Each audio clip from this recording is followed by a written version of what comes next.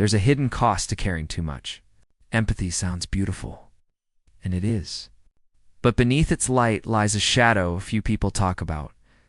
When you feel the pain of others too deeply, it begins to blend with your own. And slowly, you stop knowing where their emotions end and yours begin.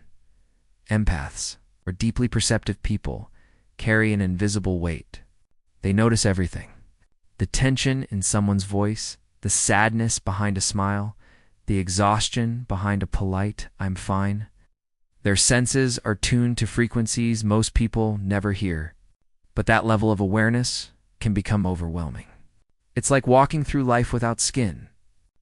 Everything touches you, and nothing passes through without leaving a mark. At first, empathy feels like strength. You can comfort, you can understand, you can connect. But over time, you start absorbing too much. You start carrying pain that doesn't belong to you. And what once made you compassionate begins to make you tired. The mind of an empath is always scanning, reading energy, tone, posture, silence. It's an act of love, but it's also a constant drain. Because you're not just living your own life. You're living fragments of everyone else's. You pick up invisible weights in every conversation. You replay moments that others forgot hours ago. You heal wounds that were never yours to fix. This is where empathy becomes a burden. When compassion crosses the line into emotional self-destruction. Because empathy without boundaries turns you into a sponge for pain. You start confusing, helping with saving, caring with carrying, kindness with self-erasure. And the more you give, the emptier you feel. But here's the truth. Feeling deeply doesn't mean you're meant to suffer deeply. You can be open-hearted without being overrun. You can understand pain without adopting it. You can care without collapsing under the weight of compassion. The problem is that society romanticizes empathy. We praise self-sacrifice as virtue. We celebrate those who never say no, who keep showing up even when they're breaking inside. But that's not empathy. That's depletion dressed as devotion. Real empathy requires balance. A heart that feels and a boundary that protects. Boundaries don't make you less kind. They make your kindness sustainable. Because when you stop bleeding for everyone, your compassion becomes clearer, not colder. It becomes choice, not compulsion. And that's where empathy turns from burden into wisdom. Most empaths grew up in environments where they had to read emotions to survive. They learned early that understanding moods meant safety. So they became experts at emotional mapping, scanning rooms, anticipating reactions, managing peace. But that constant alertness becomes their normal. And even when they're grown, their mind still believes it's responsible for everyone's feelings. That's why many empaths struggle with guilt. They feel responsible for the sadness around them. If someone they love is unhappy, they think they failed to prevent it. If conflict arises, they rush to fix it, even when it's not their fault. And that endless responsibility erases peace. Empathy without detachment becomes absorption. You start drowning in emotional noise. You feel guilty for saying no, for resting, for disconnecting.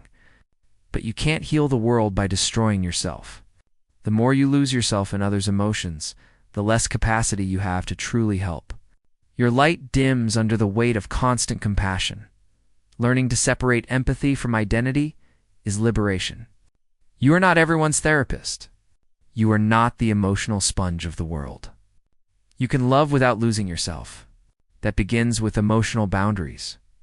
Understanding that awareness doesn't equal responsibility. You can feel someone's pain and still choose not to carry it. That's not cold. That's clarity. Healthy empathy isn't reactive. It's responsive. It allows space for others' emotions while honoring your own. It's the difference between listening and absorbing, between compassion and rescue. The empath's true lesson is to love without losing the self. To do that, you must learn the art of emotional grounding. When you feel drained, don't run toward more noise. Step into silence. Disconnect from the world long enough to reconnect with yourself.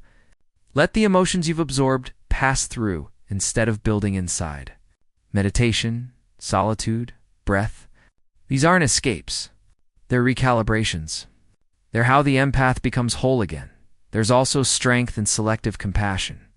Not every broken soul is yours to heal. Not every sad story requires your energy. Sometimes the most loving thing you can do is step back and let others grow through their own struggle. Empathy without discernment becomes enabling.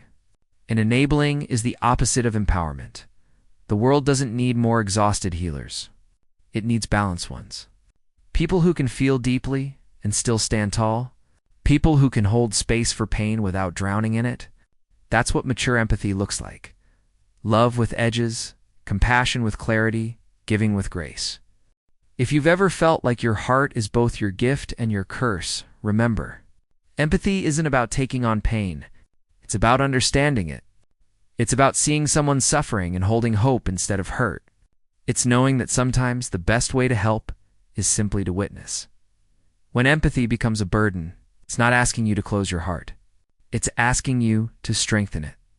To build boundaries not to keep people out, but to keep your peace in. Because a burnt-out empath helps no one, but a centered one, a grounded one, can light up a world that's forgotten how to feel.